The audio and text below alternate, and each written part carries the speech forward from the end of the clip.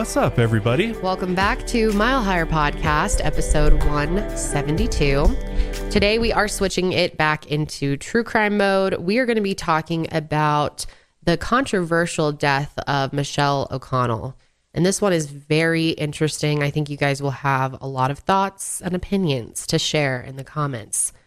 You have a lot of thoughts too. I do. Yeah, this one honestly pisses me off. Yeah, me too. And the fact that literally nothing has been done to bring Michelle justice is just absolutely crazy. I mean, you'll see as soon as we get into it that this is just such a messed up mess. case. Like, yeah, it's a mess. It's just an absolute mess. So much bullshit. From beginning to end. It's unbelievable. But we'll get into that. And we also have a little short, which we haven't really done on our show before yet. But I was approached by the family of a victim named Katie Palmer to talk about her case, and it is a vehicular homicide. So it's not something that we normally talk about, and there isn't that much information that we could do a full Mile Higher episode on it, but this story really touched me. It's something I wanted to share with you guys, and I'm really hoping that a few of you, a lot of you, please, can help them out because they really just need support. They need people rallying around them on social media and raising the red flag along with them. So I want to tell you a little bit about her story. So I'm going to get into that first. But before we get into Katie Palmer's case, I quickly wanted to thank our sponsors for today, MeUndies, Simply Safe, HelloFresh, ExpressVPN, and Stamps.com. Also, just a reminder, our wellness brand, Higher Love Wellness, we have actually just lowered our prices like 10-20% on all of our products. And this is not a sale. This is permanent pricing that has just changed. Basically, we have taken on shipping and packing that we were having an outside company do before. Yeah, we got our own warehouse. We do. So with having our own warehouse space, we're able to basically hire our own staff, which happens to be friends and family, which is really cool. Yes, it's really cool. And so the discounts that we now have on shipping and packing, we're passing along those to you guys and just making our products even more affordable for you. And also there is a 10% off code for all podcast listeners of Mile Higher Media, and that is code HOMIES. So Homies. Yeah, check it out if you haven't checked out the site in a little while. The prices have dropped quite a bit, and I think, I think you'll be very happy about it. That's HOMIES.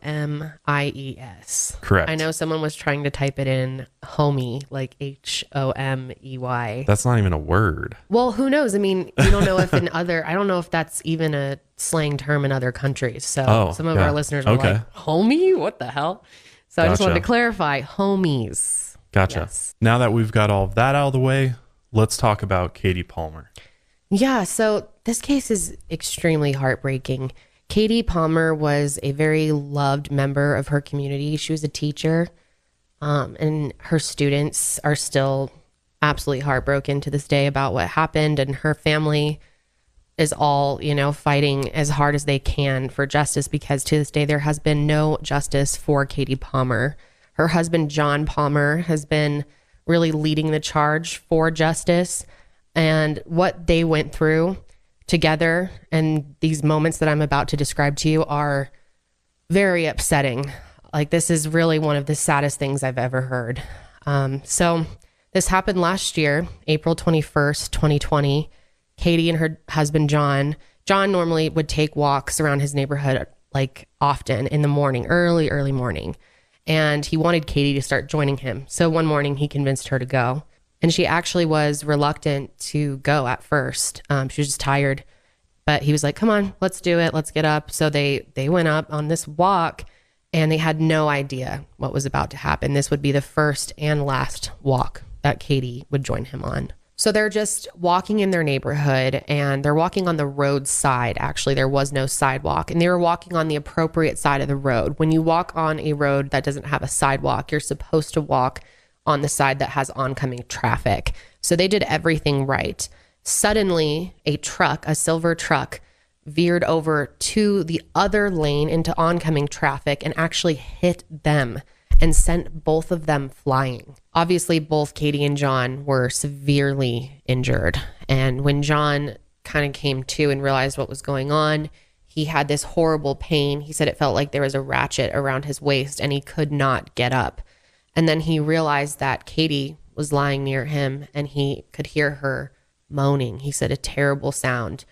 and he could hear that she was having labored breathing. He said that he heard her take one last gasp of air, and that's when he knew that she was probably gone. John describes Katie as his soulmate. She was a fantastic mother, a great friend to so many people, and just an overall amazing person. John was brought to the ICU. They were actually brought to 2 different hospitals, and unfortunately, Katie was pronounced dead at the hospital. And like I said earlier, there has been absolutely no justice for Katie Palmer. It is unbelievable. And you might think, is that because the person fled the scene? No, they were there. The police came. Let me tell you more about what happened after the accident. So the Department of Public Safety was on scene 30 minutes after they were hit, and there was no accountability for that time. And DPS was the one that came to the scene because the incident happened outside of city limits, so they are the responding agency. The hospital sent a helicopter because the injuries were so bad, and it had just arrived as Trooper Tarif Al-Khatib arrived on the scene. After the troopers arrived, they brought Corey Foster out of his car, and he was questioned about drinking especially. And they stated that there was a strong presence of alcohol on his breath. And Corey changed his story about how much he drank that day multiple times. At one point, he said he had up to 5 whiskeys throughout the day, and then he kept changing his story. At one point, he said the last time he drank was like 7, then it was 8, then it was 9. So there was never a straight answer. They did do a field sobriety test on him, but it was not done until 50 minutes after they had first arrived on scene for whatever reason. The Palmer family has released body cam footage of the interactions between Trooper Al-Khatib and Corey Foster on their Facebook group, and the video reveals a lot. It shows Trooper Al-Khatib conducting a field sobriety test, starting with walking a straight line and then giving Corey a horizontal gaze test. Corey struggles with it and blames it on his work boots. And Trooper Al-Khatib tells him that he understands and takes it into consideration. And he even gave Corey a breathalyzer test, but he didn't show it on his body cam. So no one has seen the actual result. He just recorded it down himself, which it's normally common to show that number. You're supposed to show as much as you can of what's going on your body cam. And the trooper actually said in the body cam footage, "Wow, you must have drank a lot last night because it's still going up from there. You're under the limit, but you still have that in your system many hours later." But he ended up concluding that Corey was not intoxicated, which is unbelievable, especially because they noted that they smelled the alcohol on his breath.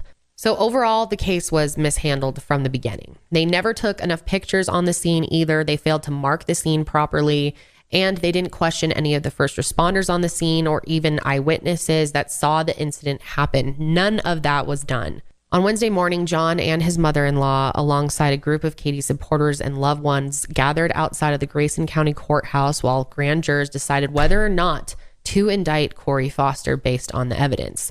And hours later, it was announced that the grand jury decided that they would decline to indict Corey Foster on manslaughter or criminal negligence charges stemming from the wreck. Corey said that he had been blinded by the sun, and he also talked about how it was foggy that morning and there was condensation on his windshield when the wreck occurred, so he never saw them. And what's crazy is Corey actually knew who they were. When he first hit them, he actually got out of the car and started screaming, "Oh my God, I didn't know it was you." So they made that contact. They knew each other. A few small encounters. They weren't friends or anything. And also, the jury should consist of 12 jurors. We all know that. But one ended up calling in sick and another one pardoned themselves. So they only had 10 people in the jury. John, of course, asked the courts why they were never replaced, but they failed to provide any answer. The grand jury also did not see the entire body cam footage, which does show you a lot. One of the jurors was actually friends with the assistant DA who presented the case in front of the grand jury and had been to a party with them the weekend before. And not only that, they also found out that, this is a small town, and it turns out that Trooper Al-Khatib actually knew Corey Foster.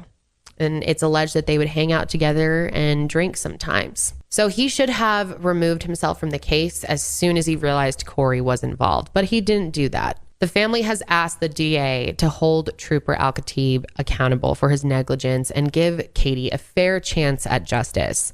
The DA, Brett Smith, and John's attorney were campaigning against each other, and there is still a rivalry between them. It's unfair to Katie and her family to be stuck in between this rivalry. Their family just wants justice for Katie. They want a fair trial with the correct amount of jurors. Imagine if you lost someone. Imagine if you were in John's situation. You were walking along with the love of your life, and someone just comes out of nowhere and hits them, and nothing is done about it. Imagine how angry you would be. And it turns out that there was so many mistakes made.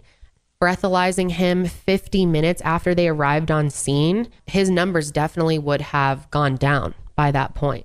And he was like right at the limit. There's more information on this case if you're interested on their website, which we will have linked below.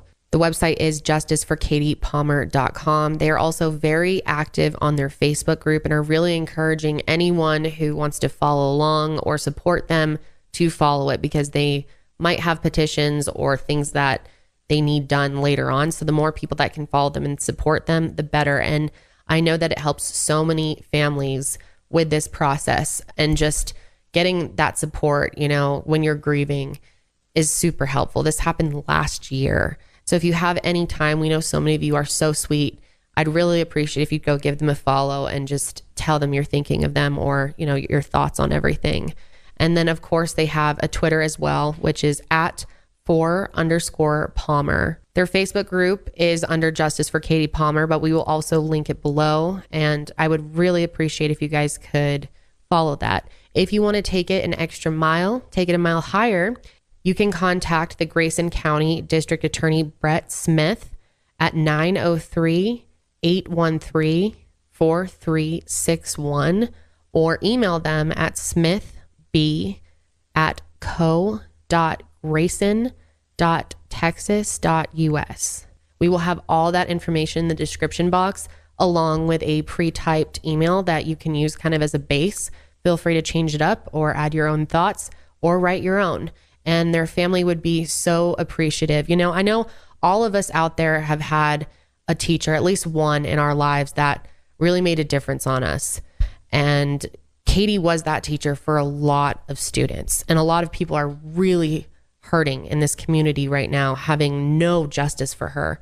And it just seems unbelievable to, I mean, imagine being in this situation. Would you ever think nothing would come of it? Nothing would be done if you were. That's what I can't wrap my head around, is the fact that absolutely nothing was done. Basically, he just got off with, I mean, at the very least, I mean, there should be manslaughter or something, you know, some type of charge associated. I mean, at the end of the day, he killed another human being. So to just chalk this up to an accident when there's clear evidence to suggest that it wasn't just an accident, that, oops, I couldn't see the sun's in my eyes, and to veer across the entire roadway, that just doesn't happen. I mean, a sober person's not going to ever do that, no matter what is in your eyes. I mean, I think most people understand that you slow down, you pull over to the side of the road if you can't see, and get your situation figured out, not veer off into oncoming traffic and then into pedestrians. Is just, it's unbelievable, honestly. And John also talked about how Corey was one of the people in their neighborhood that he had noticed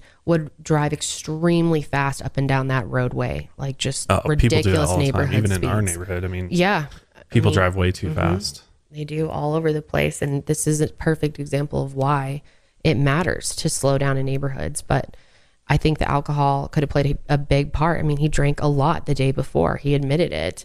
And who knows if he would have probably been over the intoxication level for driving if they had done the test right when they got on the scene. And they didn't. And he was struggling with his sobriety test as well. Plus, there are also, I will say, rumors, this is alleged, that he's an alcoholic. And John has brought that up. He's been told by many people that he has a drinking problem. There's a past with him. And so John really feels like they are protecting him. Yeah, I mean, it's pretty clear just from what happened in the timeline, as far as the trooper and the fact that trooper knew Corey. And I mean, none of this is really that surprising, that it's a small town where, you know, everybody knows everybody. Everybody's got connections, you know, in government and law enforcement. And yet this kind of again, stuff happens all law the enforcement's time. not doing what they should be, which is the right thing, and Yeah. looking out for the victim in the case, as opposed to just, Playing by their own let's rules. hurry up and get this thing closed up and put away and, Yep. and forget about it. And it's just like, that's what we're about to get into with this next case is Yep. very similar to this story, in the sense that police arrive and you expect police to do their job. I mean, they literally go to police academy for almost a year to, especially if you're a trooper, you should be an expert on car accidents and how to record those properly, how to deal with DUIs, how to deal with things like that. And just the mishandling of it, I think, is the most angering part. Yep. I'm sure, especially for John, just like, what the hell? You guys literally didn't even do your job in order to investigate this properly. So I think that's the big issue here, is that it wasn't investigated properly. And now there's other levels of government and law enforcement where, how come this went to a grand jury and the grand jury came back with no reason to charge him? And it that wasn't just even a shows fair you. grand jury. 2 of them were missing. Right. So it just shows you that the justice system in most places, if not all places, has lots of problems. It does. And it really is much more political than I think anybody likes to admit. It's about who do you know, who's connected with who, and oftentimes law enforcement protects those that they want to. And Yeah. I mean, I think I keep going back to how he didn't show the results of the test on his body cam. That seems like he was protecting him, because I'd understand maybe forgetting to do that if it's just like a driver who's swerving and you give them a sobriety test and you forget to show it on your body cam. But this, I mean, a woman just died. 2 people were just hit in a neighborhood. Why wouldn't that be top priority to make sure you get that number on your body cam when you're trained to do that? right. It seems like he didn't want it on there, Well, because maybe it was something different than what he wrote down. Yeah, And that's the biggest alleged. problem. That Yes. is my own speculations, but That's the problem. As a police officer, it's your job to be unbiased and record the facts. That's literally what you're trained to and do. if you And can't be unbiased, you need to remove yourself from the case. right, Period. right. And that wasn't done. And that's something that should be reported to a superior, a sergeant, or whoever should be notified that, hey, I know this individual. I don't, and it's your responsibility to do that. That's literally, you say an oath to protect and serve. And like, I feel like so many cops, like once they get into the job, they just completely forget about why they got into this in the first place and what oaths that they took. Yeah. And it becomes more about what's going to be easier for me, what's going to be easier for, this true. person that I know, versus these random people that just had absolute tragedy strike. So Yeah. it's very frustrating, and I can't even imagine what it'd be like to lose a loved one in this type of way and then have absolutely nothing be done. I know. Imagine how her children feel, and how much more they will feel that pain as they grow older and really understand what that means. Angry. I mean, the anger must be. It's just terrible. So yeah, I was going to say, in honor of, your own favorite teacher or someone in your life that you love, maybe your mother, take a second and contact Brett Smith. It's really important. They are really looking for help. They need help. And it's fun to annoy these people, guys. Honestly, we were going to make it really easy. It's going to have, everything typed up in the description box for a quick email, and the phone call will also type up a little example conversation, but it's very, very easy to do. Don't be intimidated. And it can really go a long way. Every call truly matters. So we really appreciate anyone that takes a second to do that. And we just want to send our best to the Palmer family. I can't imagine what you guys have been through. And John, I think you're really amazing. Everything that you've done for Katie and how hard that you have fought on top of grieving and trying to raise your children for her to get justice. It's really amazing. So, and it becomes more about just, helping other victims too. Yes. I mean, it's like, it becomes exactly a bigger mission. At the end of the day, you're not ever able to bring that loved one back. But if you can enact change in a system that desperately needs change, then maybe you'll prevent this from happening to another family, where another family gets totally screwed over by the justice system and law enforcement. And, they are then, I think that's the best thing that you can really do, is you can make yourself known, make your thoughts known and tell the people that have the power to make the changes what needs to be done. Yeah. And if those people in office, many times the people in office that are at the highest levels of law enforcement and government, if they're not doing the job that they say they're going to do, then it's time to get them the hell out of it. And that's why voting is so important, especially on the local levels. Is like, that's like one of the biggest things you can do to help make positive change in your community is be a voter and take it seriously. Like, look into what the sheriff is doing, who's running for re-election maybe, or who's the new sheriff coming in. Is like, be active in your community and actually look at what the sheriff stands for. What's their track record? Don't just go Democrat because you normally go Democrat. It's Don't not go about Republican. party lines it's and not. Local government. It really isn't. Not with DAs especially. Yeah. I mean, that one, I think a lot of people glaze over the DAs, and a lot of bad DAs get into power. I mean, we've seen it firsthand. It's like some of these DAs out there and sheriffs and whatnot are just on a power trip. Like, it's all ego for them. It's all about furthering their career, their status, their, level in government. And at the end of the day, they really don't care about the victims of their community and how they're being mistreated by, and just literally law enforcement not being negligent in their responsibilities to the community. It's like crazy. Let's contact DA Brett Smith, guys. Let him know what we think. No, be nice, please. Actually, be very polite. That goes way further. Be professional. So please follow our email guidelines in the description. But let's help Katie's family fight for her. But let's go ahead and switch gears here and get into the absolutely insane case of Michelle OConnell. And before we get started, I'm just going to give a trigger warning that the subject matter contained in this episode does have to deal with suicide. So just like to let people know ahead of time that is pretty common throughout it.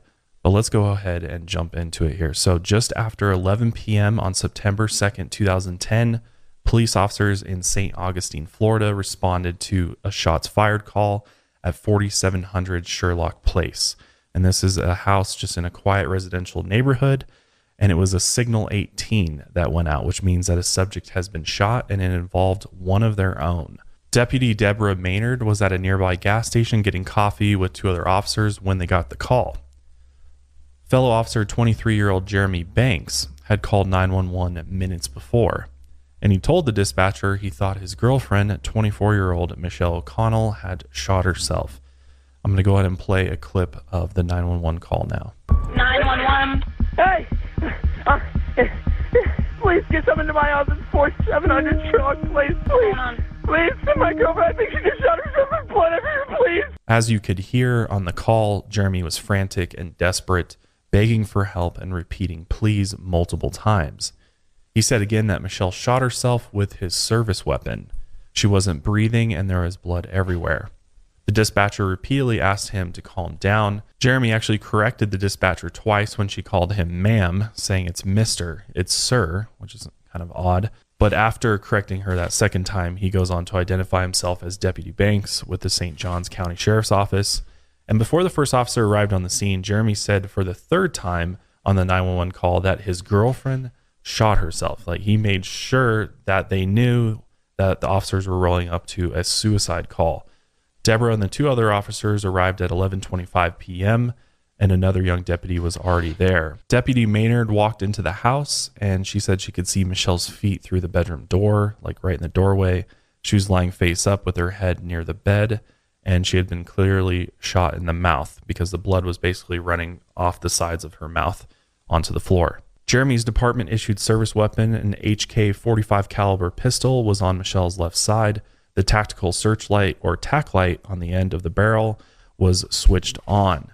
There was a bullet hole in the carpet by Michelle's right arm, and Jeremy was crouched in the bathroom doorway, squatting and clutching his phone, crying. One of the officers decided that they had to document the scene before the EMTs arrived, which is pretty obvious. That's what they should have done.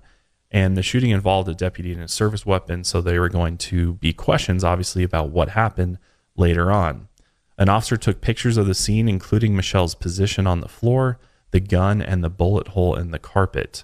Her pockets were filled with dozens of prescription painkillers, and the shell casings were later found behind her and to the left, next to the bed. As soon as they arrived, the EMTs got to work on Michelle, trying to clear the blood away from her airway, but unfortunately it was too late, and Michelle was pronounced dead at 11:48 p.m. So let's talk a little bit about who Michelle O'Connell was. She was born on October 6th, 1985, and was raised by her mother, Patty O'Connell, in St. Augustine, Florida, along with her two sisters, Jennifer and Christine, who went by Chrissy, and her three brothers, Justin, Sean, and Scott. She was a single mom who worked 2 or 3 jobs at a time to support her 4-year-old daughter, Alexis, who she loved more than anything. Lexi, as she called her, was the light of her life. Motherhood came very naturally to Michelle, and there wasn't anything that she wouldn't do for her daughter. Her family was actually close connected with the St. Johns County Sheriff's Office. Her brother, Scott, was a sheriff's deputy, and he was the one who first introduced her to Jeremy Banks. The couple started dating in 2009 and moved in together after just 6 months. Her mother, Patty, who also worked at the sheriff's office, was a file clerk. Recently, Michelle had been working as a house cleaner through Molly Maid, but she finally had landed her dream job, and she was so excited about it. She was hired to work as a teacher's assistant with Tech Tots Childcare at First Coast Technical College. She had already picked up her key and was scheduled to start soon. Michelle was so excited that she would finally have a career, not just a job. And she actually told the director that she was so excited to go to the doctors finally because now she had health care. This was the start of a new life for her and Alexis, and she was very, very happy about it and at a good time in her life. Which all this is super important to understand, that there's absolutely no signs as far as her family is concerned and her friends to suggest that Michelle was suicidal in any way, or that that was even an inclination in her brain at that part of her life. So we're going to get more into the investigation, how all of that unfolded. But before that, we're going to take a quick ad break. Hi, friends. MeUndies believes that comfort is about more than what's touching your skin. It's about feeling comfortable. That's why MeUndies not only uses sustainable, breathable, soft as hell fabric, but they also give you endless styles to choose from. It's total comfort inside and out. I discovered MeUndies probably like 3 years plus ago. And I got to say, ever since I wore my first MeUndies boxer brief, I've never gone back. Like literally, I've worn MeUndies every single day for 3+ years, and I'll never wear any other type of underwear because it is the most comfortable underwear on the planet. The material they use for their underwear is something out of a dream. I mean, it's so soft, and what I love about it is it actually wicks moisture away from that area and just helps keep it nice, dry, compact, and comfortable. There's no rubbing, chafing, anything like that. Never rides up, which I absolutely love, no matter what type of pants or shorts I'm wearing. And I gotta say, it's the only underwear I'll ever wear again. What's cool about MeUndies is they have a bunch of different prints, colors, and styles. I mean, they have a style for everybody, and they have awesome, crazy prints oftentimes. Or you can just go with, basic colors, which is what I like. And they also come in a range of sizes from extra small all the way up to 4XL, which is really cool, all inclusive. So never leave your couch again with a MeUndies membership, a monthly subscription that sends new pairs right to your door. Each month, you'll choose new undies, socks, or a bralette, and pick the style and color or print that feels the most fun for you. Plus, enjoy discounted pricing, free shipping, and exclusive early access to new launches. So love your butt and get the membership. I gotta say too, MeUndies has the most comfortable loungewear on the planet. I don't know what it is, but their lounge pants are just the most comfortable things I've ever worn before, and everybody else that tries them agrees with me. MeUndies has a great offer for our listeners. For any first-time purchasers, you get 15% off and free shipping. MeUndies also has their problem-free philosophy. So if you're not satisfied with any product for any reason, they'll refund or exchange it. No caveats, no questions. To get your 15% off your first order and free shipping, go to MeUndies.com/milehigher. That's MeUndies.com/milehigher. You know what really sucks? Having to go all the way to the post office, wait in line, but you won't have to do that if you start using Stamps.com. Stamps.com brings you the same U.S. Postal and UPS shipping services right to your computer. They make it easy for small businesses to mail and ship without needing to take a trip to the post office. In fact, we use Stamps.com for our own small business, and we absolutely love using it. It makes it so much easier for us. You can print official U.S. postage and shipping labels 24/7 without having to leave your desk or buy any fancy equipment. All you need is your computer and a standard printer. Once your mail is ready, just schedule pickup or drop it off. It's that simple. Stamps.com is a no-brainer. They've saved nearly 1 million small business owners like me time and money. They offer deals that you can't get anywhere else, like up to 40% off USPS and up to 66% off UPS shipping rates. And with their Switch and Save feature, you can quickly compare carriers to find the best rates every time. So stop wasting your time going to the post office and go to Stamps.com instead. There's no risk, and with our promo code MileHigher, you get a special offer that includes a 4-week trial plus free postage and a digital scale. No long-term commitments or contracts. All you got to do is go to Stamps.com, click on the microphone at the top of the homepage, and type in MileHigher. That's Stamps.com, promo code MileHigher. When Simply Safe Home Security's founders, Chad and Eleanor Lawrence, designed their first security system in their kitchen, they did it for a very personal reason. Their friends had just had their home broken into, and they were struggling to find a security system that was simple to set up and would make them feel safe again. Simply Safe is the simplest and just overall best security system I've ever used before, and I've used several different companies, some of the larger ones out there, and absolute trash. Could not stand them, ended up breaking my contract to switch to Simply Safe. Making people feel safe is what Simply Safe has been doing ever since that moment 15 years ago. A passion to protect people not only drives every engineering detail in its products, but it motivates every interaction with its customers. And the thing is, Simply Safe just makes it so easy. It takes about 2 minutes to customize a system on their website at simplysafe.com/milehigher, and they have highly trained security experts ready whenever you need them, whether that's during a fire, a burglary, a medical emergency, or even if you're just setting up your system, they've got your back. I think the fact that you can customize it for as large or as small of a space that you need it. So if you're in an apartment, you can get a system that is very, very affordable and simple to use, simple to set up, that will protect your living space no matter how big or small it is. So as our listener, you can save 20% off on your Simply Safe security system and get your first month free when you sign up for interactive monitoring service. Just visit simplysafe.com/milehigher to customize your system and start protecting your home and family. That's simplysafe.com/milehigher, because there is no price that you can put on safety and security. So on the night of the shooting, Deputy Deborah Maynard brought Jeremy outside while the detectives worked. She could tell that he had been drinking, and when they got outside, she said he started growling like an animal. And then he punched dents into the police car, so that's interesting. Then a male deputy grabbed him and said, "I don't care if you're intoxicated or not, you better sober up." And within minutes, off-duty officers, friends, and family members arrived at the house to support Jeremy.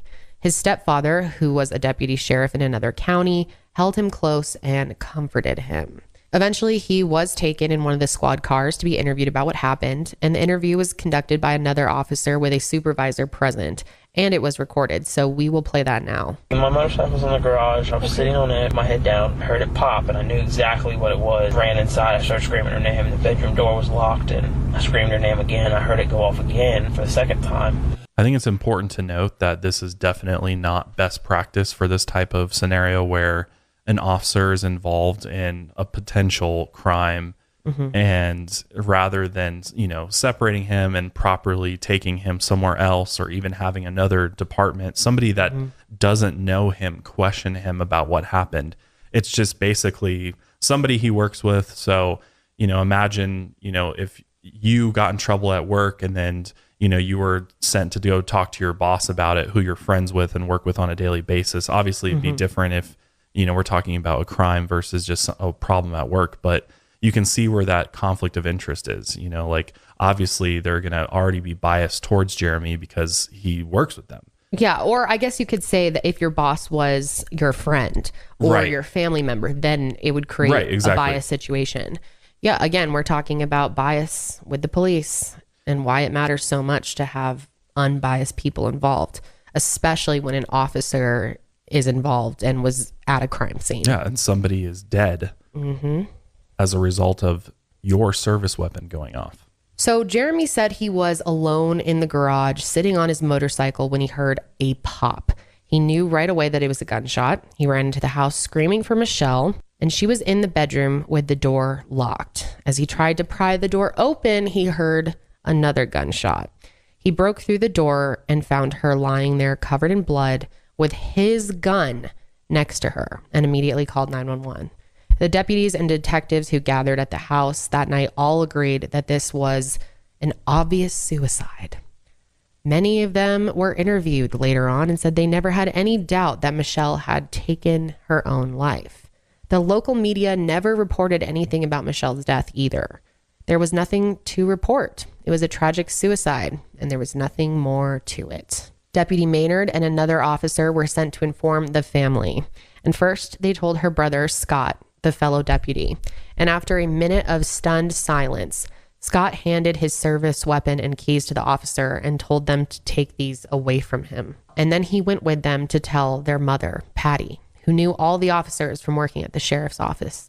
When she opened the door, she was smiling. She was happy to see them. But then they told her that Michelle had taken her own life. And right away, she didn't even believe it. In fact, no one in Michelle's family believed that she would have left her daughter Alexis, that she would have taken her own life. It made no sense. The sheriff's department had only spent a few hours at the scene before ruling her death a suicide. And 2 days later, the cause of death was confirmed by medical examiner Dr. Frederick Hoban, who performed the autopsy.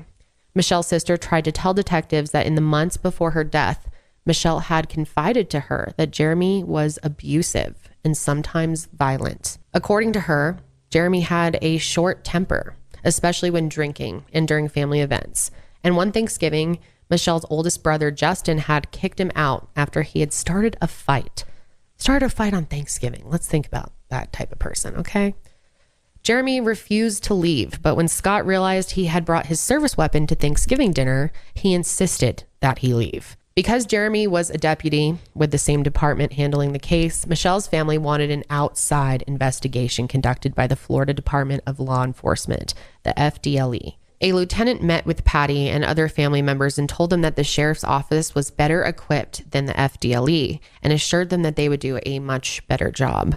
When the family pushed back, the lieutenant got offended. He said, "I feel like this is a damned inquisition on me. I haven't done anything wrong, guys. The sheriff's office hasn't done anything wrong." Their request for an outside investigation, however, was denied.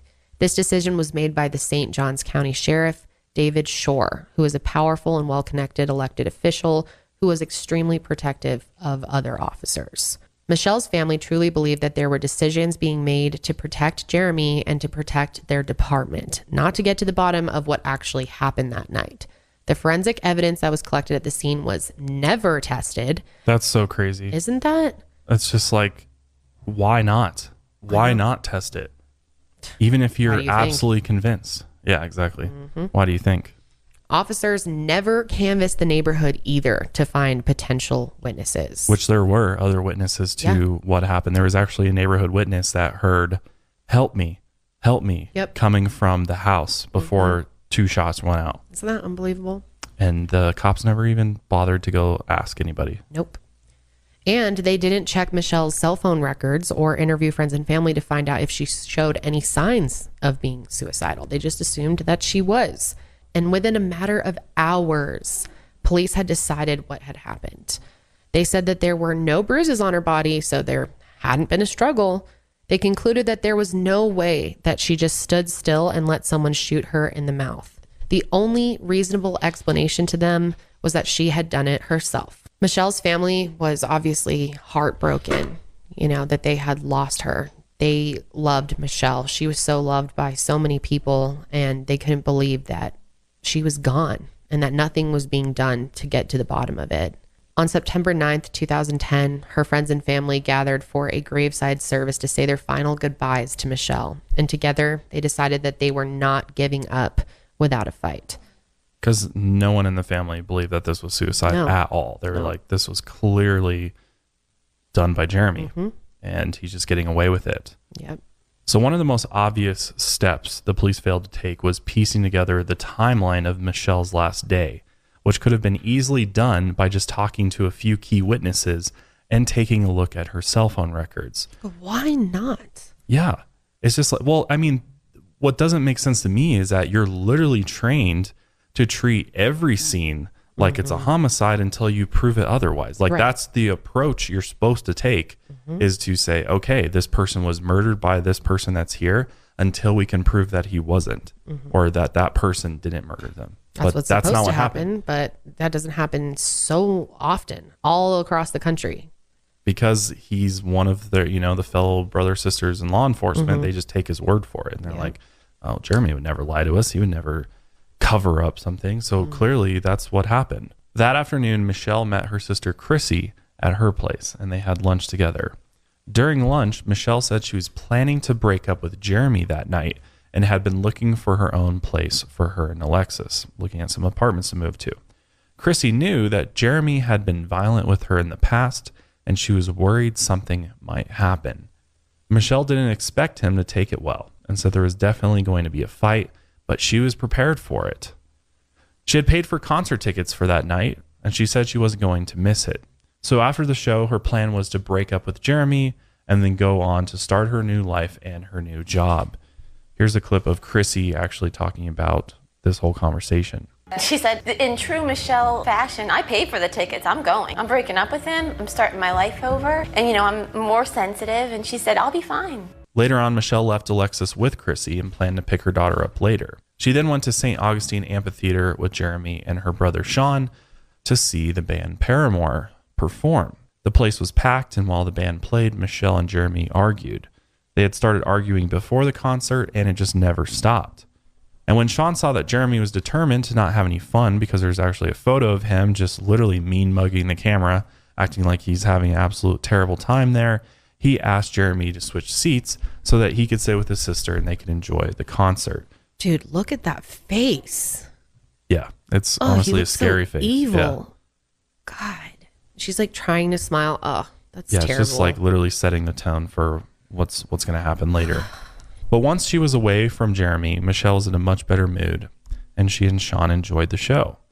During the concert, Chrissy received a series of odd texts from Michelle that said things like, promise me one thing, Lexi will be happy, that no matter what, Lexi will always be safe and loved. Chrissy was very alarmed by these texts and texted back, what's going on? I'm scared. But Michelle just answered that she would be there soon to pick up Alexis. She also texted her brother Scott, Lexi never forget. On the drive home, she broke up with Jeremy as planned. Whenever she said, I'll have my stuff out by this weekend, and I said, are we breaking up? She said, yes. I was like, all right. We were talking about it. And I raised my voice, she raised her voice, we argued. But we got to the house, we were fine. According to him, they argued in the car and things got heated. But by the time they got to the house, they had both cooled off. He stayed outside in the garage while she packed her things, and a few of his friends stopped by and stayed out there with him for about 10 to 20 minutes or so. While his friends were there, Michelle actually came out of the house to get her makeup bag from the car, but then went right back inside. After his friends left, Jeremy claimed he heard the first gunshot and rushed inside.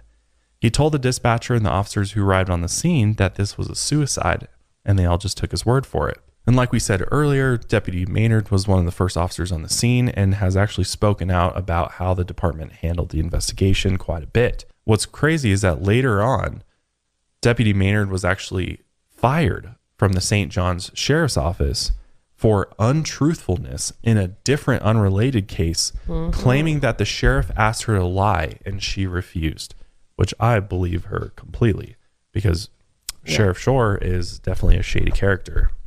Also, according to Deputy Maynard, every scene should be treated as a homicide until that is proven false, because that's what they're trained to do, and that the scene should have been locked down and evidence collected and tested to basically prove whether or not it was a homicide, and that the officers, in fact, should have canvassed the neighborhood looking for witnesses, and Jeremy should have been taken right to the police station to be interviewed and photographed in a controlled environment, not in the back of a squad car. Instead, he showed up at the station 12 days later to be interviewed again, officially on the record. And in the video, it's clear that he was being treated like a colleague and a friend and not a potential suspect. Here's a clip of that. Healthy spinny chair, not the suspect. I've already read the report. I know I probably shouldn't have, but I just wanted to know what was done on the other side. You know that's only minimal. It's only the basics. Tell me where you saw things. At the start of the interview, he admitted that he had read the report on the case, knowing he wasn't supposed to, so he already knew everything about the investigation, which is absolutely insane that they just were like, oh, he has access to the file basically on the incident that happened. So it'd be very easy for him to manipulate his story, to actually be able to answer all the questions that they ask him in a way that doesn't basically implicate him in any sort of way. However, a few officers later on revealed that they had doubts about the scene that night, and one admitted to thinking that this is not good for Jeremy. Family members questioned why Jeremy didn't check Michelle's pulse or try to administer CPR. Because if you're, even if it's your ex-girlfriend that just broke up with you, I think most normal human beings in this situation would rush in and try to help do anything to save that person, even if they had, attempted to take their own life. But he didn't do any of that. Nope. And his attorney claimed that he wasn't acting like a deputy in those moments, because that's what he should have done as a deputy, is administer aid, but that he was just in shock and not thinking clearly. So that may or may not be true. The attorney also admitted that Jeremy didn't always secure his service weapon like he was supposed to. He just took off his holster and left it out sitting. This is one of the craziest things to me about this whole case, is the fact that the gun was in a retention holster, which is literally made so that a person can't just walk up to a police officer, pull their gun out and shoot them or use it against them or steal it or whatever. But in fact, it requires 3 fingers in order to actually pull it out. And all holsters, there's a bunch of different types of holsters and they're all different. But that safety mechanism is specifically there for the officer, so that basically only the officer has the ability to pull the gun out of the holster. And it is actually, I've actually used one of these before, and it's actually way harder than you would think to pull this gun out of the holster. Really? You have to actually administer serious pressure. It's oftentimes confusing, and you have to not only press buttons on the holster, but you have to rock the weapon back in a certain angle in order to even pull it out. So a person who's not familiar with these holsters would most likely struggle significantly with this in order to even get it out of the holster at all. So it seems very unlikely that somebody who is going to take their own life would choose to use a service weapon that they have no idea how to use and pull out of a holster. Totally. Yeah. Just doesn't make any sense. No. There were also several other aspects of this case that her family questioned. Because the gun was found on her left side, she would have had to shoot herself with her left hand, but Michelle was right-handed. That right there is big question mark. Yeah. Detectives on the case said that she was likely trying to figure out how to use the gun, which is why she took a practice shot into the carpet. Practice shot. That's unbelievable. And their reasoning is oh, well, in some suicides, the person that is going to take their own life with a gun fires a shot to make sure it works before actually doing the fatal shot. And I'm I'm sure some people do it happens, but that just seems like that's a pretty broad generalization to make with virtually no evidence. And just assume that is 100% what happened. Right. And why, it doesn't make any sense. Why would she risk knowing that this is Jeremy's service weapon? I'm going to first fire off a practice shot before doing the fun. Makes no sense at all. And just the timing of it doesn't make sense. I mean, she just broke up with him. Right. And let's not forget, she's about to start this wonderful job. Why would she all of a sudden walk inside after a concert while him and his friends are outside? She doesn't know that the friends have left, and just do that? Why? None of it makes sense. No, all there's of the no story. evidence to support her doing that at all. And it just, with or without evidence, common sense just tells you that why would anyone do that? Just doesn't add up. Yeah, it doesn't. And this doesn't add up either. So the pill bottles found in her pockets were not hers. They were Jeremy's prescription, which were shoved in her purse.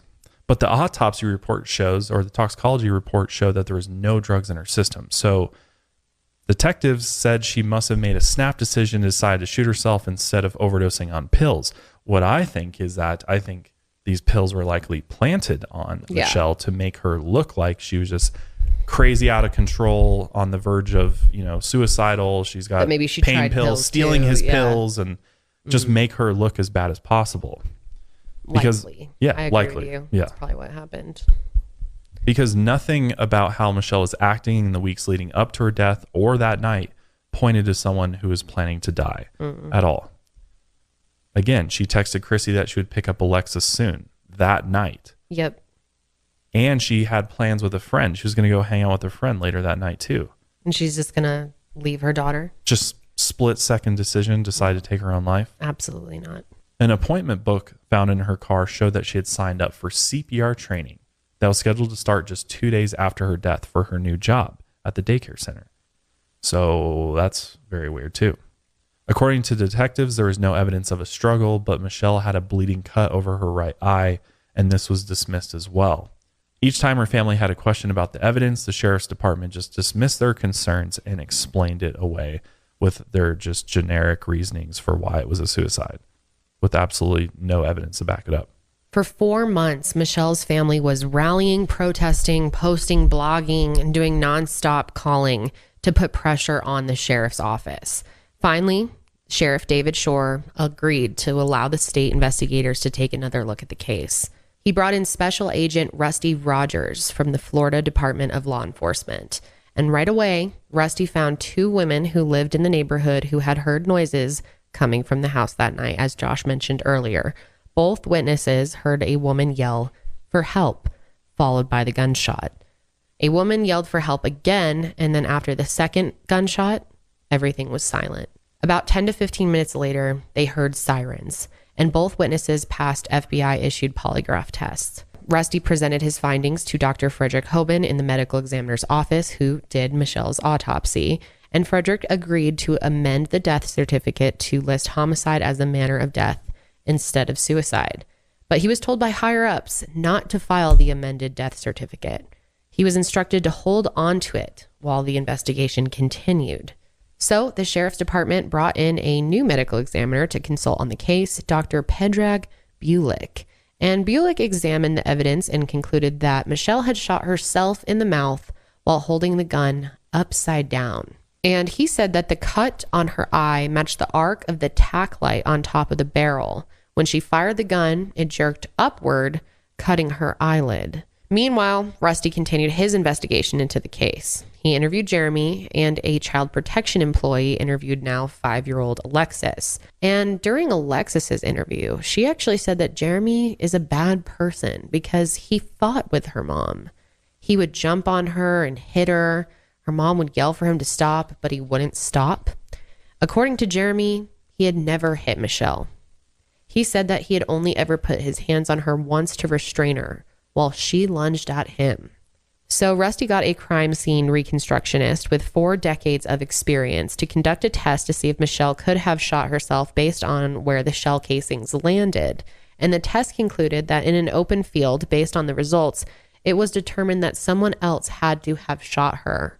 However, the sheriff's office dismissed the test because it was done outside without any variables at the scene, like the walls, the ceiling, or the furniture. So a special prosecutor was assigned to the case to go over all the investigations and the opinions of the consulted experts. After his review, Michelle's family was called in for a meeting and told that there wasn't enough evidence to charge Jeremy Banks with homicide. The state attorney was not going to be taking this case to a grand jury. Her family said that this was the second worst day of their lives after the day that Michelle had died. And her brother Scott was so angry that he screamed at the state attorney and allegedly threatened to blow up the sheriff's office.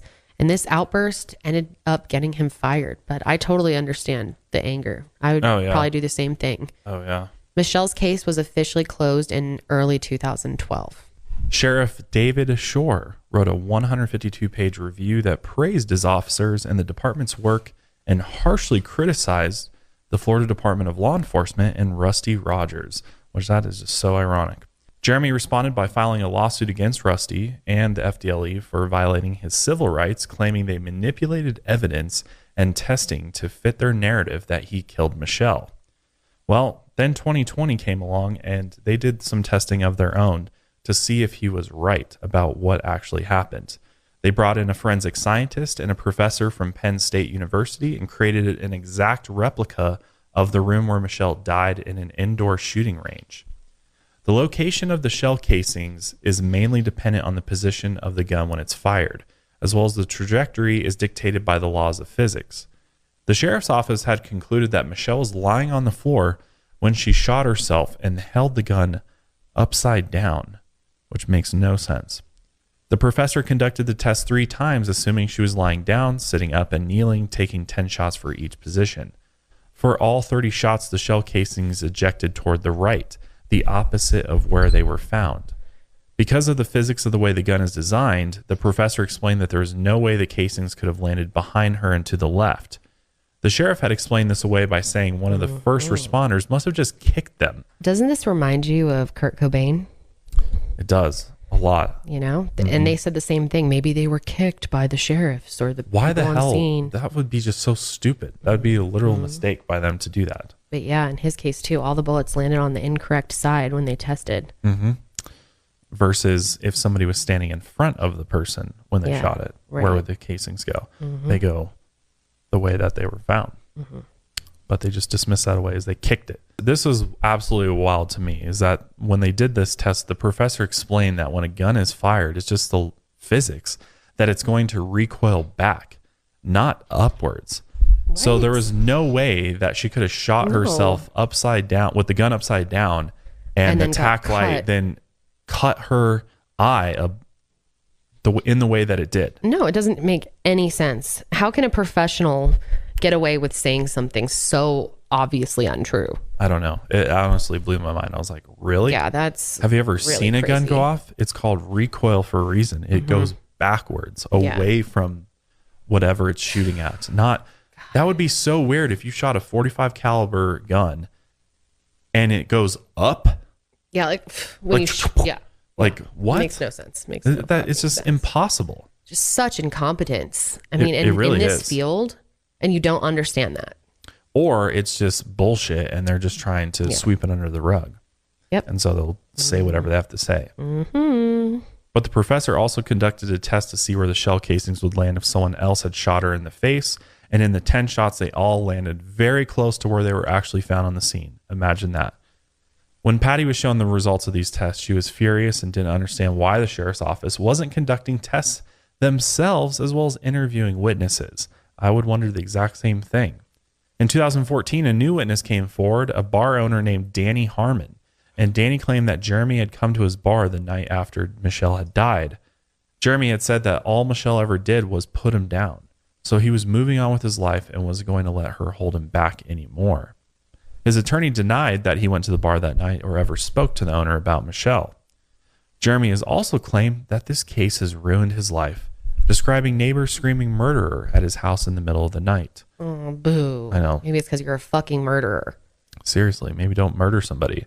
3 years after Michelle died, her brother Scott ended up taking Jeremy's side. He now believes that the conclusion of the initial investigation was correct, and Michelle died by suicide. Like Jeremy, Scott also filed a lawsuit against Rusty Rogers and the FDLE for misleading him about the case and making him turn against his coworker and friend, Jeremy Banks. After Scott's outburst that got him fired from the department, Rusty had allegedly reported him to the sheriff's office as a possible active shooter, which directly led to his dismissal. Rusty had already been investigated by the state attorney on a criminal complaint for how he treated Scott, but no charges were filed. He was also cleared of wrongdoing by the FDLE internal affairs investigation, but it was noted that his work in this case was substandard. Sheriff David Shore eventually reinstated Scott as a deputy in the department. And in 2017, Scott was arrested and charged with domestic battery for punching his wife in the face. And according to her, he had been going through periods of being verbally and physically abusive since 2011. So since taking Jeremy's side, Scott has been estranged from his mother and the rest of his siblings who still strongly believe that Michelle was murdered. Isn't that such a strange turn of events? It really is. It's crazy. I did not expect that from Scott. God, that's horrible. I know. Well, it seems like he's got a lot in common with Jeremy. Oh, man. And just the type of person that he is. Really sad. But let's get into some of the recent developments that are happening with this case, as well as just the aftermath of the whole thing. But before we do, we're going to take one more break. We'll be right back. So we've talked about it many times, but you guys know that we absolutely love HelloFresh. It is the best service. It makes your life so much easier, and it's just so delicious. We're coming up on fall, which can be a busy time, but HelloFresh recipes save you time that you'd otherwise spend meal planning, shopping, and shopping. So you can get back to what matters. HelloFresh's family-friendly menu is a big win for back-to-school season with easy, delicious recipes for drama-free dinners. The fall harvest is officially on with HelloFresh. You can count on seasonal recipes like pumpkin cinnamon rolls, Friendsgiving ready sides, as well as high quality ingredients that travel from the farm to your front door in less than a week. And it's a better value. HelloFresh is over 30% cheaper than shopping at grocery stores with pre-portioned ingredients so that you won't spend any money on excess food that will just end up going in the trash. HelloFresh offers the flexibility that you need to easily customize your order on the app within minutes. Josh and I love using HelloFresh. It just makes our life so much easier. It's just nice to know that it's there, that there's a few options in your fridge and you don't have to, order out if you're tired or go to the grocery store if you're already tired. It's already all there for you. And I love that you don't have to waste anything. That's a big problem that we've had when cooking is buying too much of an ingredient. The recipe only calls for a certain amount and then you don't know what to do with the rest of it. Can't stay good, so you just end up throwing it out.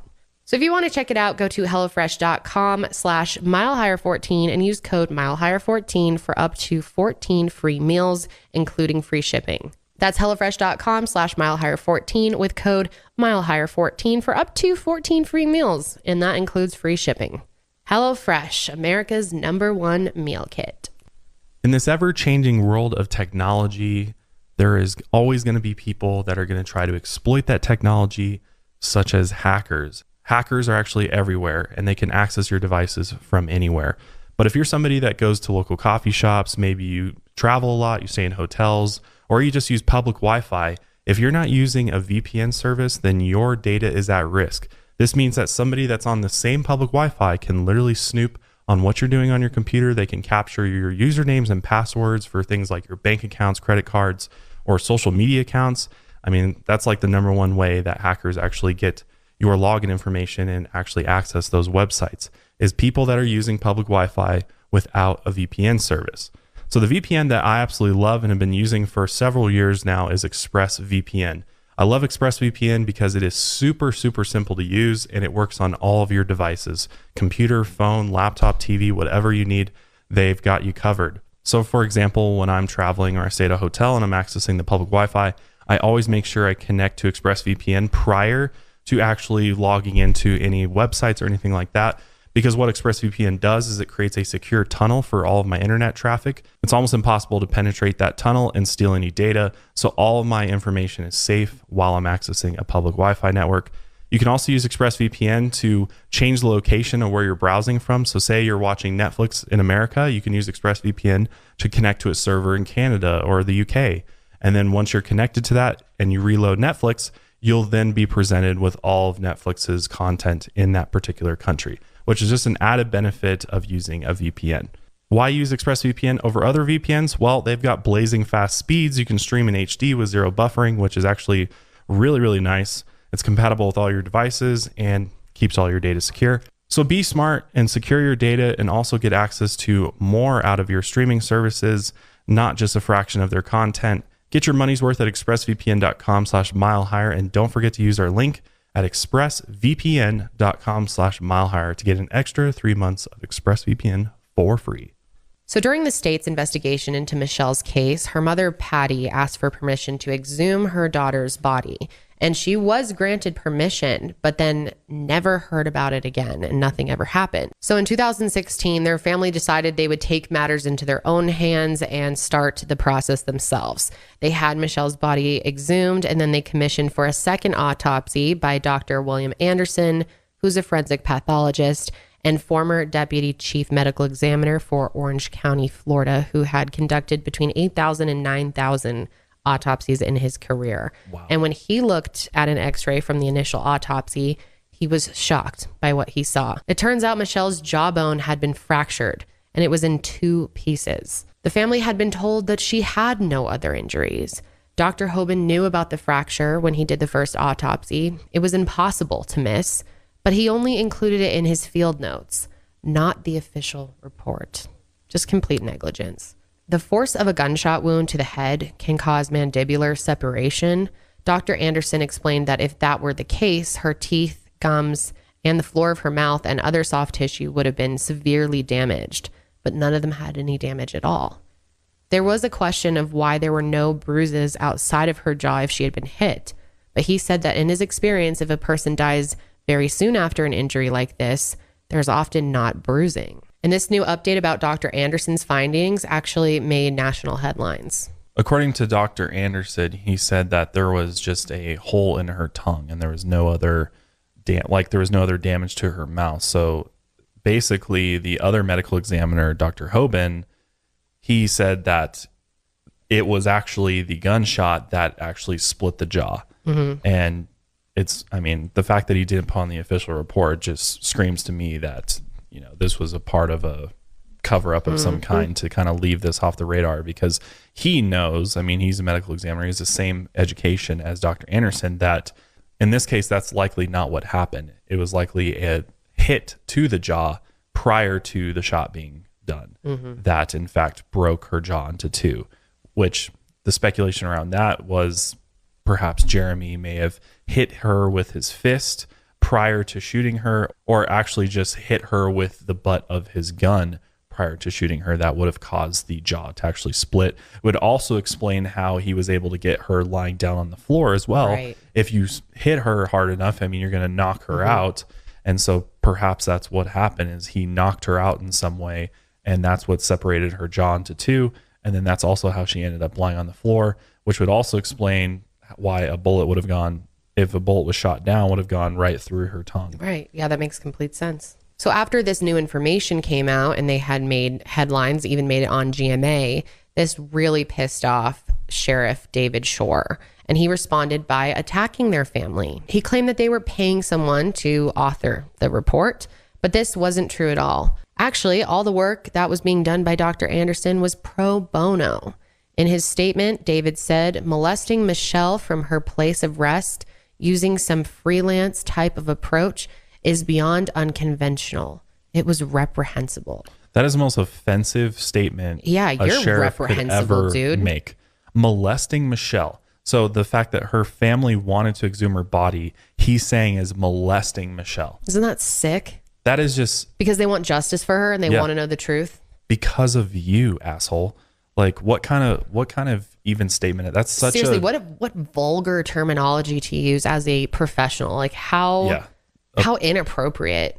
Nobody should ever say something like that. But for that to come from the top of the law enforcement in this area. This isn't just hearsay either. He said this to someone. This is a statement he put out to the public. Right. And then to basically take shots at Dr. Anderson and call him freelance type, when this guy has done 8,000 to 9,000 autopsies. He literally was a medical examiner for Orange County, Florida. Like, what? That doesn't even make sense. That's just somebody who's upset that people are coming after him, and he's just mad that the family's stirring stuff up because he's just trying to sweep it all under the rug and move on. Yeah, it's disgusting. So Jeremy has maintained his innocence and has repeatedly denied hurting Michelle that night that she died, or ever.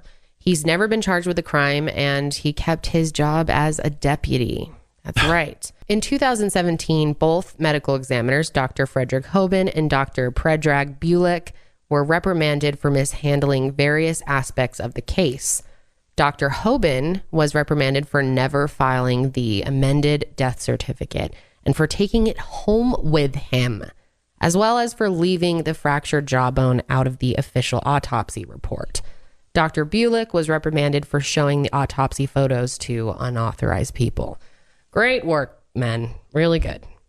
This was a small victory for the family, of course, but they weren't done fighting for justice. Then in the spring of 2018, a judge dismissed Jeremy's lawsuit against Rusty Rogers and the FDLE, determining that there was probable cause to investigate him. Michelle's family wants the governor to assign a new special prosecutor, and they want Jeremy to be finally charged with Michelle's murder.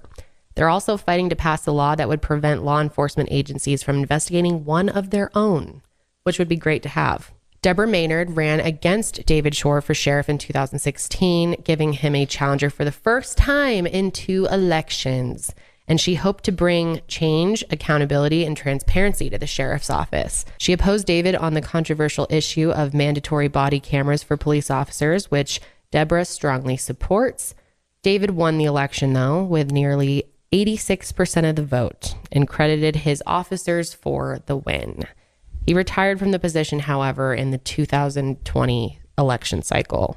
Michelle's case has been closely followed by many in the true crime community, including private investigator Eli Washtalk. Eli, who was a mechanic with 2 kids who used they, them pronouns, was inspired to work as an independent researcher to get justice for Michelle and her family. And they were making quite a bit of progress on their investigation. In August 2018, Eli requested crime scene photos from the St. Johns County Sheriff's Office, and that request was granted. And they picked up a disc on August 30th, 2018, and paid $7.50 for it. A few months later, on January 30th, 2019, Eli sent their 15-year-old son to stay with neighbors in a condo 2 floors below. Eli lived in the gated community of Laterra condominiums near the World Golf Village Resort in St. Augustine, Florida. And according to Eli's sister, they had noticed multiple people watching them from the resort earlier that day and was worried something might happen. When their son walked in, he noticed that Eli had been shot. And sadly, Eli ended up passing away from this gunshot wound. And when the police came, they really didn't have any idea where to start. There was really no evidence to go off of. And their death was ultimately ruled a homicide and has still not been solved to this day. Patty O'Connell feels strongly that Eli was killed for investigating her daughter's case. And Eli's father also agrees. And because of a conflict of interest in St. Johns County with Michelle's case, the Putnam County Sheriff's Office, located about an hour from St. Augustine, was brought in to investigate Eli's murder. And you can just imagine how well that's going. It's not going well at all. There's literally no updates with that as of right now. And there's no way to prove that there's any connection with their death to Michelle's. Right. According to the sheriff's office, they said it could just be a coincidence that Eli was murdered. But then again, there's no evidence to support either way at this point. Well, I don't know. It's pretty weird that they were investigating all of this and really digging in, and then they end up dead. You know, it just seems, I guess there's no way to for sure say, but I don't know. It's very suspicious. And there's actually on Discovery Plus, Josh and I watched it the other night. I can't remember what's I know, I'm looking at it's called like Citizen something, the show. Citizen PI. Citizen PI. It's on Discovery Plus, and basically there's these 2 amateur sleuths that just love true crime, really passionate about it, want to get justice for Michelle. Looking for a case to do a podcast on. Right, exactly. They did their first season of their podcast on Michelle's case. Javier Leiva and John Taylor. They were in this Citizen PI show, and there wasn't a whole lot of new information in there. It was really just kind of basically picking up the pieces from where Eli left the case and trying to find out, more and keep going down that road. But ultimately, they really didn't find out anything that was nothing really groundbreaking, other than the fact that, well, there was 2 things that they sort of noticed. So they went and looked at the crime scene photos as well, and they noticed that there was a blanket over a chair. I believe it was just outside of the bedroom that ultimately had luggage underneath it, which would have indicated that maybe she was leaving. That just supports what she said, that I'm leaving Jeremy, and she had her stuff already packed, or at least the bags were there for her to pack up at some point that night. That's a big piece. And it looked like Jeremy likely had thrown a blanket over the top of it before the police arrived to hide that, because he's got that law enforcement mindset, so he knows what they're going to be looking for, and he just covered that up too. It seems like he did his best to sort of stage the scene in a way that made sense to other officers, so that when they arrived, they automatically believed his narrative of this was a suicide. So I wonder if he purposely had his friends come over to give him more of an alibi. I was outside with my friends. My friends were with me. They saw me outside. That's obviously why he did that. He was trying to cover it all up. He was, yeah.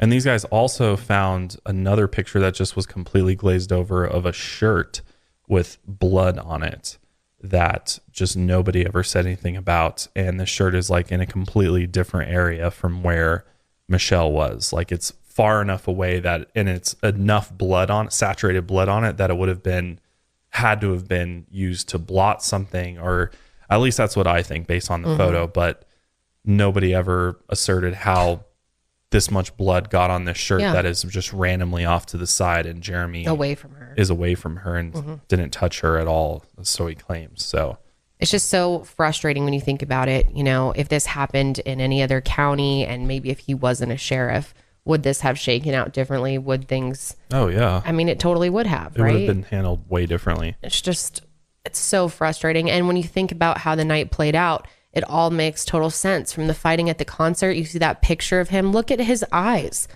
He just looks so, like I said, evil in that picture. Yeah, there's definitely angry thoughts going through his head. Totally. For sure. And then, of course, what she told her sister about how abusive he was to her. Come on. He knew she was leaving. That was it. She made it clear she was done with his ass. And he had that mindset of, if I can't have you, no one can. So I'm going to take your life before you can even leave. And he probably had his friends over, unless they lied about even being there. But yeah, I doubt it. I think he brought them there as an alibi. Yeah, he did. I mean, he clearly had this like planned. I mean, I don't think this was necessarily like a spur of the moment. I think he knew that this was coming. And I think based on their conversations that he figured that this was probably going to be the end tonight. Yep. And I mean, just from the fact that he saw that the luggage bags were out, I think it was predetermined that she was going to break up with him. And so he was planning this down to a T. I mean, he was hoping that his friends would be like his cover for him to be outside when the shots go off. But we already know that the friends weren't there. Right. There was a period of time where they were not there. But they do supply him with an alibi that he was outside. Right, that he was outside. Before, right. You know, and he wasn't fighting with her actively inside or anything. Right.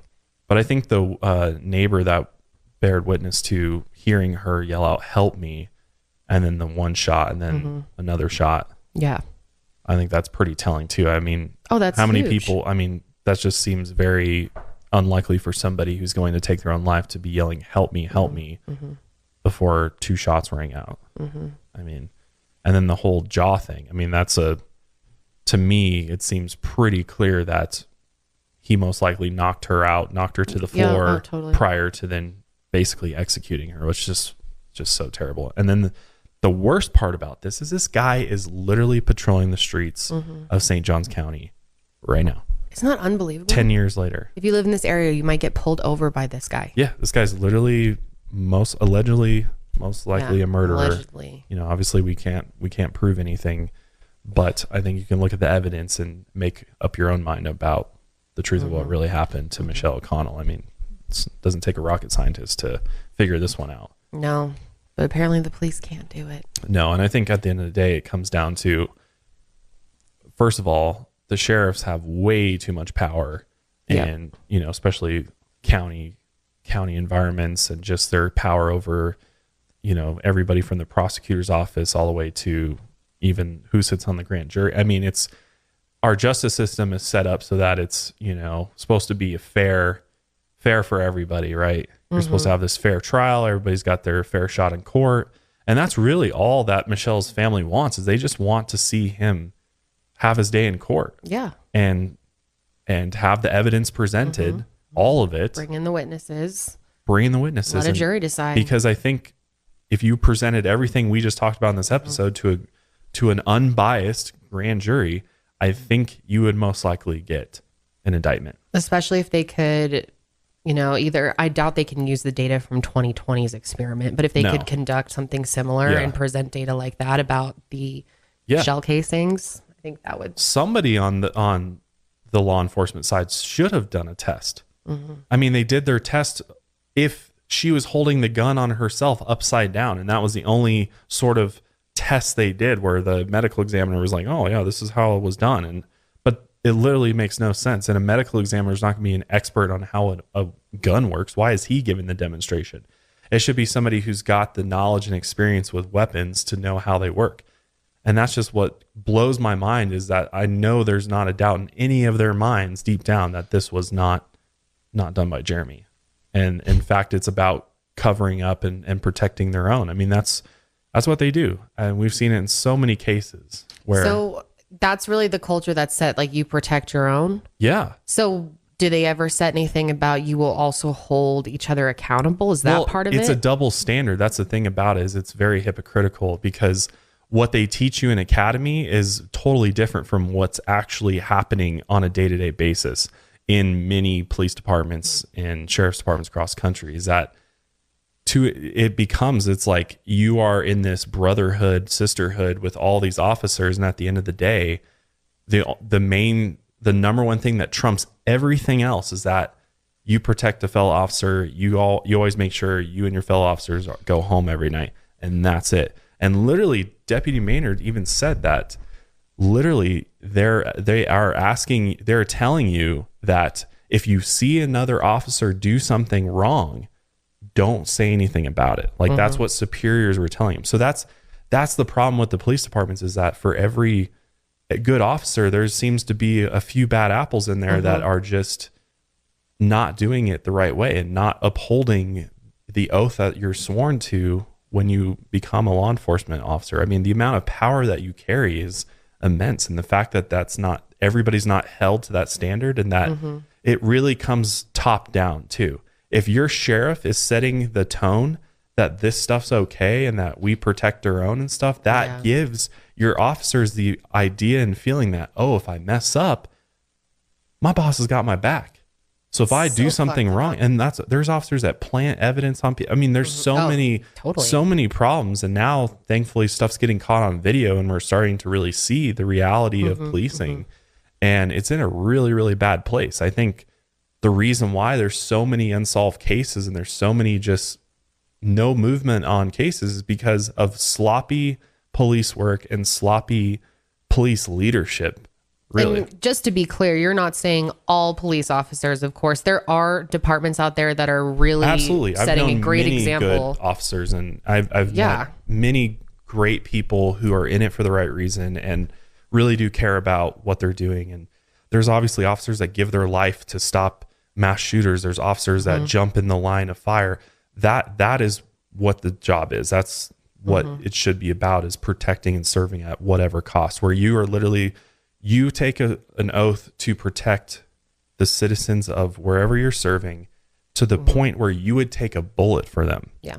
So to now have an officer who's literally doing the opposite of that and taking citizens' lives and getting away with it, that just shows you how corrupt and how just what a mess that department is. And that's why the sheriff, the one at the top, is so important. And that's why they're voted in, is so that the people feel comfortable with the person who's running the law enforcement for that area. Right. It's so important. Like, and nobody ever explains that to you growing up and about politics, or like they barely talk about that on the news. Yeah. Nobody ever really talks about the fact of how important it is to look into the DA running, look into the sheriff. But the problem is that in many counties, they run unopposed. Yeah. And they have been for years. Right. I mean, it's really wild. That's why it goes back just decades and decades of corruption in these police departments, that it's hard for them to break out of it, because it's like a culture. It has become a culture in that particular department. And it becomes a giant cover up where everybody's covering up for the past mistakes made by the department. And you know, I know we always bring up Christian Andriacchio's case, the documentary that we made, but that was a very profound experience for Josh and I, going out there and seeing things for ourselves and really diving in with this family into everything. And the same shit's happening down there. Same thing. The guy who had been in as DA had been there for, I want to say, like, I can't even remember how many years, so many years. Multiple decades. He had run multiple decades unopposed. No one had ever run against him. And he had done so much shit, and it had been brushed under the rug. And finally we captured it. Someone ran against him, had the guts to do it. And I guess I won't give away what happened, but if you want to watch our documentary, I'll link it below. But it was a very similar situation to this, and it happens all over the countries. Bad DAs that are just sitting there, and all the skeletons in their closet sit there with them. Well, especially, I mean, it's even worse in small towns, smaller towns. Like St. Augustine's a smaller city than some of the large, most large cities, Denver, Chicago, LA. The sheriff of those counties are, there's oftentimes a lot more movement, and they have a lot more sheriffs oftentimes because of the sheer amount of people there are and the amount of people that run. But in smaller towns across the US, it's who you know. is what really matters. It's very true, but not to not- say that the larger cities police aren't corrupt. No, because a lot of them are. True, but it's when they were the obviously, worst.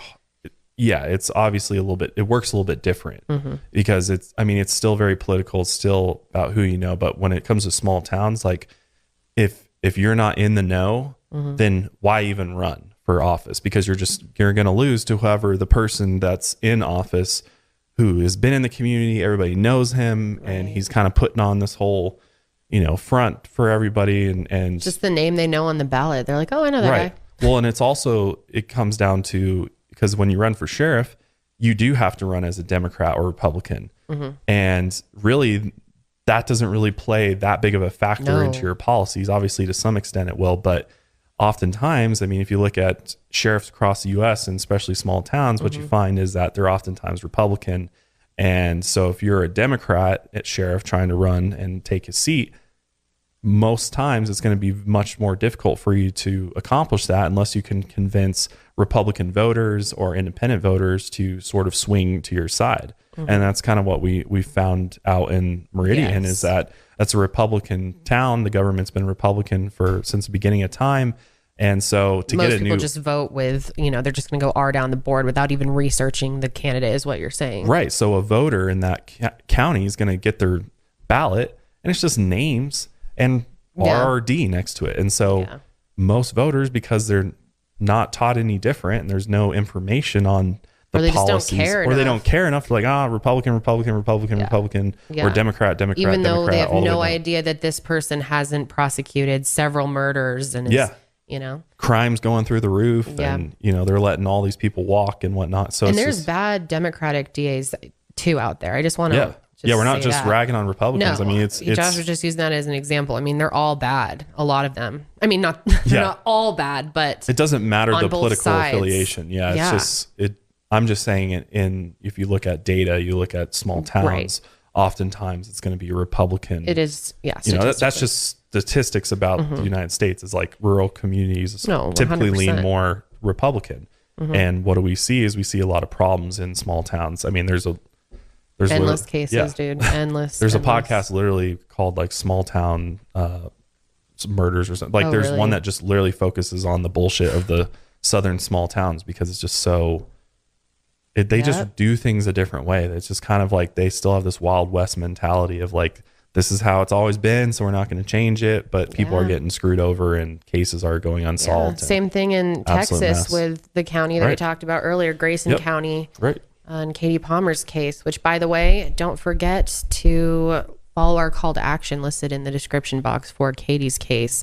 And we will put any information as far as social media you can follow for Michelle O'Connell as well. And any other petitions that are active, we'll look and see what's going on. Yeah, I don't- So that I mean, you guys it's- can take some action there too, if possible. I'm just not sure what they have out there At right this now. point, because it's already been investigated by the state, that literally it's going to take the governor getting Yeah. involved to really have any movement with this, which is just so sad Yeah. because this is just so clear. And the fact that Jeremy had his whole lawsuit and stuff, like, like basically he's kind of like in the clear as Yeah. of right now. Like That's that's what's such crazy. is bullshit. He's in the clear. He's still working as a sheriff's deputy, which Oh, my is God. absolutely insane That's so and insane. scary. It Yeah. also makes you think of what other deputies or police officers out there are criminals literally working as law enforcement officers. It's just wild. I'm sure there are some out there, but not, hopefully And again, not I that don't want to many. make it sound like we're just ragging on the police and we hate the police, because that's not the case. I think police have their role. I think that they are required for our society to remain intact, but I also think that they need to step it up. Yeah, we have big some time. serious fucking We have issues. major problems. Almost, you guys know, if you watch this show, it's like almost every case Yeah.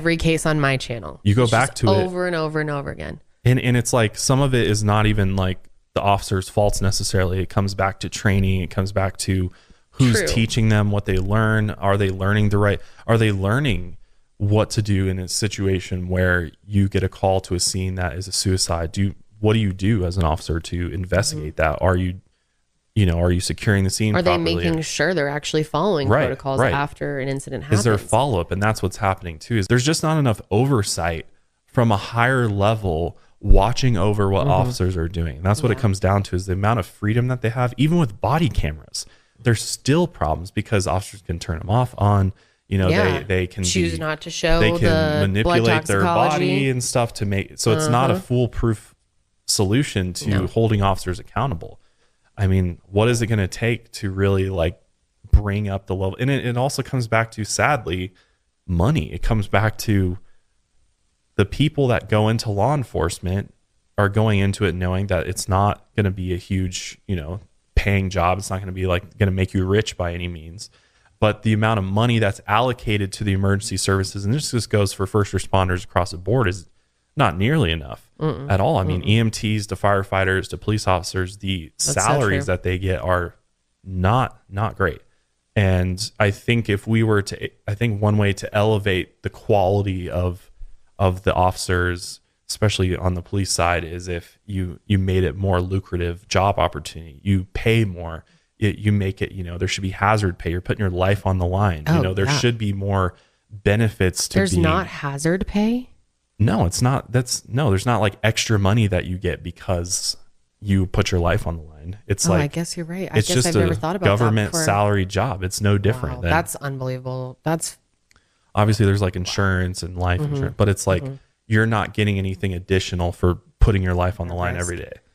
I mean, yeah, it's crazy. And the whole system's like incredibly broken. And you could also make the argument for mental health. What's the mental health of these officers? Are they dealing with the stress adequately in order to refresh themselves before they go back on shift? And I mean, it's a tough job. I mean, you see the absolute worst of society in the job, and day in, day out. I mean, it doesn't matter how tough you are, how badass you are, what experience you have, it's going to take a toll on you mentally. And it's going to eventually affect your whole psyche and how I mean, that's why the divorce rate among officers is extremely high. That's why the suicide rate among officers is extremely high. I don't know the exact numbers, but I know it would shock you because of just how demanding the job is. And there's not enough support for officers to deal with these things. And so they bottle it up, they turn to drinking, drugs, whatever it is, to cope with these things. And then ultimately, you know, they might have started out being this upstanding citizen police officer, and they end up being just an absolute mess by the end of it. And then barely getting by, barely analyzing crime scenes correctly, not taking just DNA not caring, when they're supposed not to. giving a shit. You're just like, they don't pay me enough for this. So why do I care? Some officers, again, I want to clarify, some. Right. Then there's those officers out there who take it seriously, are really in it for the right reasons and doing it the right way.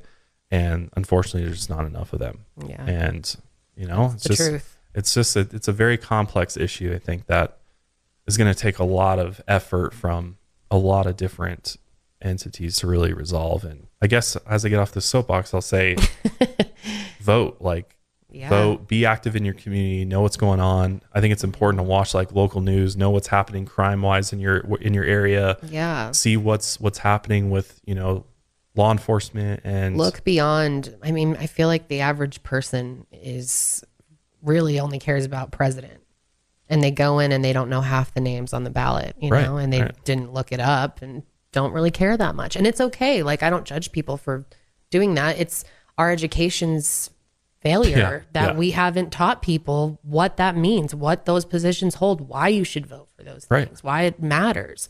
Yeah. It's the media's fault as well that they don't report on those types of people as much. It's all about everything else, and the ad, they don't, you know, it's just like people don't know. Keep you distracted, right? Yeah. Keep you distracted from what's really going on. And this shit happens, and real people get affected, and people get away with murder. Yeah. So even a police officer. Unbelievable he got back in again. Yeah. All right. Well, this episode is getting quite long, so we're going to go ahead and wrap it up. We will have another true crime episode for you guys next week. And is there anything else you'd like to say, Josh? No, I think I've spoken all of the thoughts that I have. Wow. He has spoken all of the thoughts that he has. That you heard her. I could first, go on people. and on, honestly, though. If you want to hear me rant, maybe I'll get on a live stream or something someday. But why don't you just go in the house and start a live stream? It's just one of those things. It just makes me so mad to see this happen. I mean, especially the police officer literally still working when he likely murdered somebody. It just, I know it's hard to crazy. even like, it's like, what do you even do? Like there's nothing you can even do. Imagine how their family feels, Yeah. dude. I couldn't even imagine being Michelle's family. I mean, Either. I'd be so angry. But yeah, let us know what your thoughts are on this case, and as well as Katie Palmer's case. We'd really love to hear what you have to say. We'll put all the information for the cases in the description below or the show notes. But that is it for us today on the Mile Higher Podcasts. If you enjoy the show, we appreciate it if you subscribe to us on YouTube and Apple Podcasts. It does really help us out. But until next time, keep on taking your mind a mile higher.